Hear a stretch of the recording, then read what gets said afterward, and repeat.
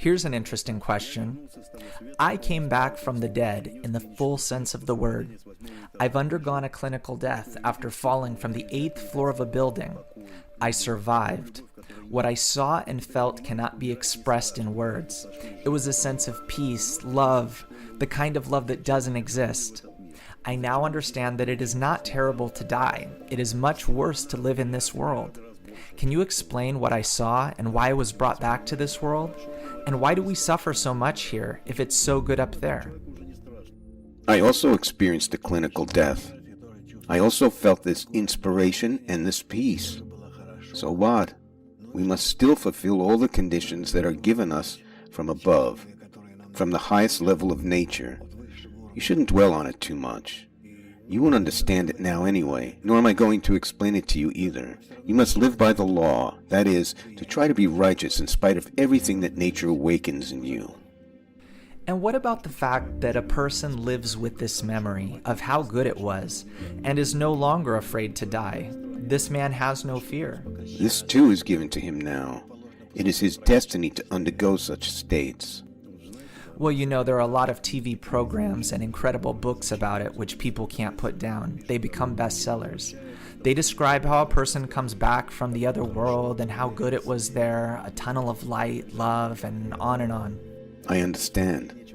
Is this all to calm us down? It has nothing to do with the truth.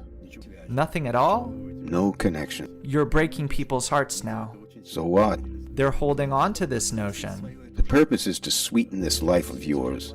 They say that life here isn't that important as long as there's something waiting for us later. But there'll be no Egyptian pyramids, no dancing concubines or whatnot. Nothing is awaiting for us there at all. But you constantly tell us that if we reach the spiritual world now, that it's a state of love, a state of bestowal, a state of peace. When you say that, what do you mean? The upper world is a state of correct self-assessment, meaning it is more like a trial, a very deep psychological evaluation of your feelings, your thoughts, your actions from the standpoint of truth, which gets revealed when you break away from the body. After all, what is it about living or dying? It is about giving up your ego. Only then can one see not through the lens of his ego, but the true picture of what is happening in the universe. Then a person can see what is called the future world, the upper world, not through the lens of the ego. Through ego, one can only see this world. So you can actually say, as you just did, that gradually, if you let a person break away from egoism, from his body, even a little, then he can already experience the states that make such an impression on him? Yes, let's say so. And the truth, it is a billion, many billion times greater than all of this here? Yes, yes. But you tell us that a person can come to the truth during his life, in his body, in this world. No problem. No problem at all. Even to a much greater state than a person has felt and is now dreaming of? Of course, a billion times greater. That would be nice.